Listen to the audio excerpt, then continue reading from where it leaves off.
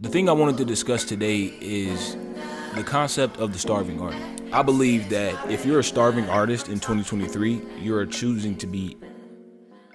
What's going on, y'all? Welcome back to another episode of LOFT Talk. I am your host, Dareus White, and I appreciate y'all for returning if you're a returning viewer. If this is your first time seeing my face, welcome. Go ahead and subscribe if you like. Without further ado, let's get right into the episode. The thing I wanted to discuss today is the concept of the starving artist, right? I believe that if you're a starving artist in 2023, you're choosing to be a starving artist. Nobody's making you be a starving artist. And don't get me wrong, there's unique situations where maybe your specific circumstances, something just ain't working out, right? But generally, overall, if we're speaking for the group, the starving artist concept should be dead in this year of 2023 that the Lord has brought us, right? There are so many different resources out here nowadays, so many different positions, so much remote work, so many different jobs that only require a phone and or a computer. There's so many different things that you can do that are flexible, that allow you time to contribute to your art, whether it be acting, music, literal painting on a canvas, whatever the case may be, gig work, whatever type of artistry you do. The way our society is set up today, it's way more possible, or it's less likely for you to be a starving artist than it's ever been in history, right? Because, I know myself, and I know a lot of other people. Well, I know a whole lot of people. I don't have a whole lot of friends. But my friends that I do have, a lot of them are artists, and we gonna secure a bag one way or another. Like, we don't, if our art isn't paying us on a consistent basis, that to the point where we can live off of it right now, that's a future thing that will happen for us in the future. But since it's not happening now, we have to find a job, a 9-to-5 or something of that sort to provide for us, right? Now, don't get me wrong. I love the nobility of, if you want to call it that, of, cutting everything else out and dedicating all your time and energy to your craft. However, if your craft is not providing you with finances right now, if your craft is not filling up your bank account and putting food on the table and paying your rent and your utilities, you should not be putting all your time and effort into your craft. That is literally dumb. That's choosing to be a starving artist, right? In my opinion, I feel like for example, a sales job. A lot of people don't want to go into sales because they feel like when people hear sales, they hear door-to-door salesman, right? And I think we all know we're far beyond the door-to-door salesman's age. I'm sure there's probably like door-to-door salesmen out here somewhere. But for the most part, most things are handled online, right? It's emails, it's calls, it's DMs, even chat. Like, it's all the way that companies have salespeople and employees reach out to people now are so much more accessible. And by accessible, I mean you can do your job from your phone or your MacBook, right? You don't need to be in an office. There's so many remote positions online. All you have to do is type in remote positions. You'll see the variety. You get what I'm saying? You could be a virtual assistant. You could be a sales agent where you do cold calls. Some of you might not mind doing cold calls, right? There's so many different jobs you can do nowadays that will allow you time freedom.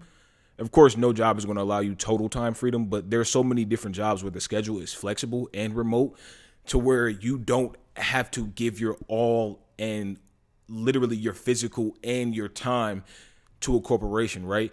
Of course, you got to do something to get paid, but there are so many jobs where the schedule is flexible. You can do it right from your own home. You can set your own hours. Like, okay, you got to make this many calls a week, and you do it all in one day or a couple of days, and then you have the rest of the week to work on your craft, right? So there's no reason we should see anybody running with the starving artist trope, right? If you're a starving artist right now, you just ain't trying. I'm going to just be honest with you. You're not trying, or you kind of want that identity. You want to take on that identity of the starving artist almost out of sympathy. I'm going to keep it a stack with you. I'm not saying everybody, but there are people out there that kind of take on this starving artist thing to look eccentric or to look cool and edgy and noble. Like, I'm quitting everything to focus on my craft. But be smart. Like, don't quit everything to focus on your craft. And like, your craft is the type of craft that needs like years or a lot more time before it starts making you money. That's not noble. That's just flat out dumb. If you can, go get which you can. Go get a job, get a remote job. If you need to, get multiple part-time remote jobs That way you have multiple sources of income, right? And then you have all of this time freedom in your own home to work on your craft, whether it be music, whether it be submitting auditions because you're an actor or an actress, whatever it is, you'll have time to do it. There's so, and I cannot stress this enough. It's so many remote jobs that you can do, and you may not like them. If you're an artist, 9 times out of 10, you're not going to like a 9 to 5 regardless. But there are better options out there that are more flexible, right? I'm gonna give y'all a tip. I should say a good idea, and I learned this myself. Like I just mentioned, part-time job, like stacking up virtual part-time jobs, like remote part-time jobs, and working multiple different part-time jobs to get more income and to have time freedom. There are a lot of remote virtual assistant positions out there, right? Where you don't even have to be in the same state as the company or as the office or whatever, right? Apply for multiple part-time virtual assistant positions, stack those up, and now you're working multiple virtual assistance positions, and then you're bringing in this income. And say you get one part-time virtual assistant job at company A. You work 15 hours a week there. Company B, another virtual assistant job. You work 15 hours a week there. Company C, same thing, 15 hours a week there. In total, that's 45 hours a week. That's 5 hours over the average work time for the average American, right? 40 hours a week is the average. You'll be working 45. But because you're setting your own schedule, and when you're a virtual assistant, it's a lot more flexible. One, because you're virtual, you're working remote, and you're in your own home, and they give you a list of tasks and things that you have to do. So if you have a certain amount of things to do with company A, a certain amount with B, a certain amount with C, you set your own schedule. Or, I mean, of course you have to line up with their deadlines and everything, but you set that how you want. And say you got 5 emails to send out for company A, 5 to send out for company B, and 5 to send out for company C, and they all need them sent out by Thursday, and it's Monday right now. You schedule it out. It's Monday right now. You do all of that right now on Monday, and now you have the rest of the week to devote to your craft or to rest, whatever it is that you need to do for yourself and your craft. You get what I'm saying? That's just an example. Of course, I'm not telling you that once you go search for virtual assistant positions, it's going to work exactly how I said. I'm just giving you an example of how it could work, and I'm pretty sure it'll work in some variation of that, right? I wouldn't speak on anything I haven't seen or I'm not doing myself, so do with that information what you will. My overall message is you don't have to starve, because I know a lot of people just don't have access to certain information, or may have not come across certain information yet. And I want to put this out there for people that are watching my Loft Talk episodes, or for people that may come across my YouTube. You, as an artist and an entertainer or an aspiring entertainer, you don't have to starve to get there. You don't have to live a broke lifestyle to get there. You don't have to live paycheck to paycheck to get there. You don't have to work doubles as a bartender or a server to get there. You can have a 9 to 5 that is a very flexible position and still contribute to your craft and live a happy life at this level of your life. You don't have to live a broke, miserable life just because you're on your way to greatness. You can live in a certain level of greatness right now, and then get to a higher level of greatness in your craft and your actual passion and what you want to do. Yeah, you may not want to work a 9 to 5 at all, but there are options out there to where it doesn't have to be as bad or as harsh, or it doesn't have to make your life suck. You know what I'm saying? You don't have to have a terrible quality of life. You can have a really good and a really great quality of life while you're working towards what you really want.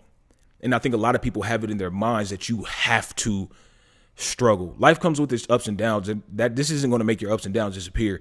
But I think a lot of people go into artistry and entertainment with this idea that I have to struggle for set amount of years and then I'll blow up.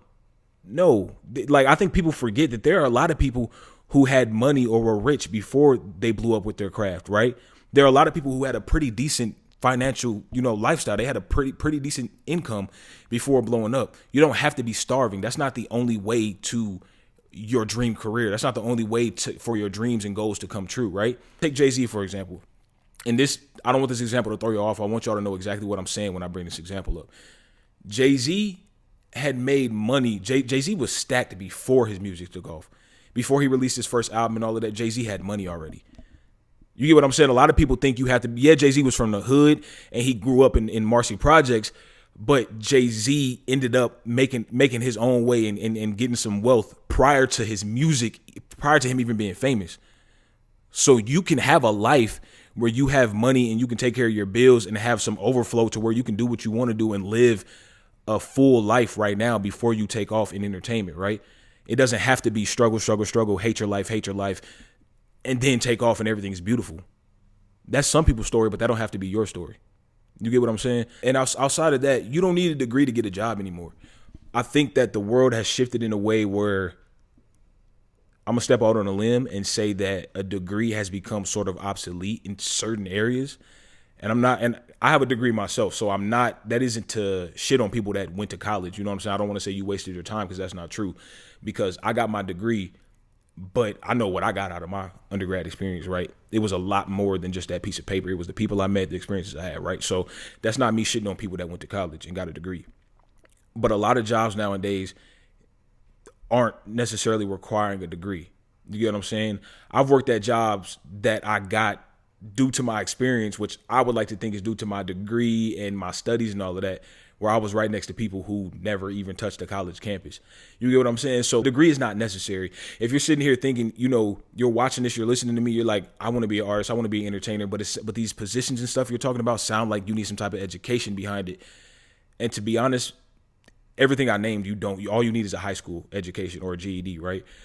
I'm assuming most of y'all got at least a GED, right? So don't think that you have to be this scholar or something to live your life fully and have financial abundance, or at least take care of your bills and everything comfortably before you blow up with your dreams and goals, right?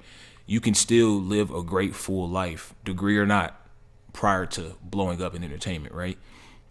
And I wish peace and blessings over y'all lives while on y'all's journey to your dreams and goals, to blowing up in the entertainment industry, to booking that show, to booking that award show, to winning that Grammy or whatever the case may be, right? I don't want to put too much emphasis on the Grammy, but to winning whatever award that you want to win. I wish peace and grace on that journey to that. And I hope that everybody finds their way. Everybody watching this, I hope that y'all find that 9 to 5, that flexible 9 to 5 that y'all can work right now while y'all build up to y'all dreams. I hope that everybody finds the best and most comfortable and most possible, like most doable thing at this stage in y'all's lives while y'all work towards y'all dreams and goals. And I wish everybody's dreams and goals will come true. I pray that over y'all, for real. It's from the heart. I promise you that. Thanks y'all for tuning in. This is another episode of Loft Talks. If you haven't already, go ahead and subscribe and hit the notification bell so you can be notified when the next episode is uploaded. The podcast version, which is on all streaming platforms, all podcast streaming platforms, wherever you listen at, is available now. It will be in the description box below. Follow me on my social media accounts. And until next episode, peace.